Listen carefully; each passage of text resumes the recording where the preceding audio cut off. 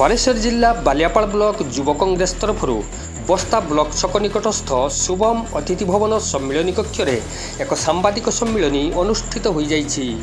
Block युव Congress सभापति सुभाष नायकों अध्यक्षतार अनुष्ठित होइथिबा एही सम्मिलनी रे श्री नायक कहिसेंती 25 तारिख सुधा बालियापाल को एनएसी भाव में घोषणा करा न गले आगामी दिन में युव कांग्रेस तरफ आंदोलन हेबो बोली चेतावनी दैछंती।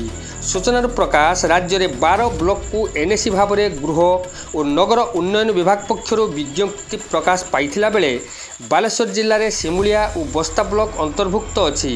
मात्र पूर्वर एनएसी भाव में घोषणा होइथिबा बालियापाल ब्लॉक एथिरू बाद पड़िछि। विधानसभा निर्वाचन पूर्व पूर्वतन मुख्यमंत्री नवीन पट्टनायक बालियापाल को एनएसी घोषणा करथिले। बालियापाल तहसिल पक्षरु एने सर्भे कार्य कराजिबा सह एनएसी अंचल रे थिबा पंचायत रे जनशुणाणी होइथिला। तेबे मान्यवर मुख्यमंत्री अगस्त 15 तारिख दिन घोषणा परे बालियापालवासी को निराश करिछि।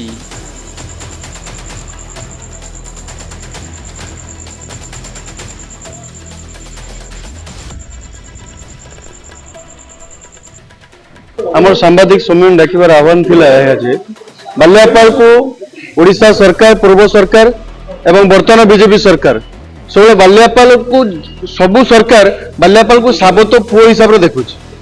ये बालियापाल समस्त प्रकार भित्तिभूमि रही बेले प्रत्येक क्षेत्र में बालियापाल को अवहेला करा जाउछि, जहाँकि बालियापाल आज दल मत निर्विशेष प्रत्येक जनसाधारण हृदय गोटे कठोर घात सृष्टि होइछि। मु आपण माध्यम सरकार को जणै देबा चाहूँगी कि आगामी 25 तारिख भितर जदि एनएसी डिक्लेयर न करते सरकार आगामी 25 तारिख जो आंदोलन हम ता बालियापाल गोटे इतिहास रही एवं सरकारी दलर कौन एमएलए एमपी मंत्री को बालियापाल को पशि दि जाए बालियापाल युव कांग्रेस जवाब राजरास्ता लड़ाई हम पचा अंडा एवं टमाटो माडरे बालियापाल घुड़ी दि जाए यदि आगामी दिन में बालियापाल को एनएसी डिक्लेयर ओडिशा सरकार न करती।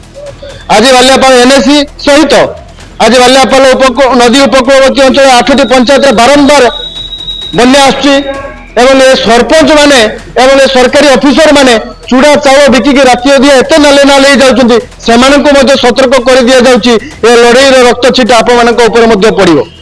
समय सहित अपेक्षा करंतु लड़ाई आगामी दिन हम अलबत हम से आप प्रस्तुत रुहंतु।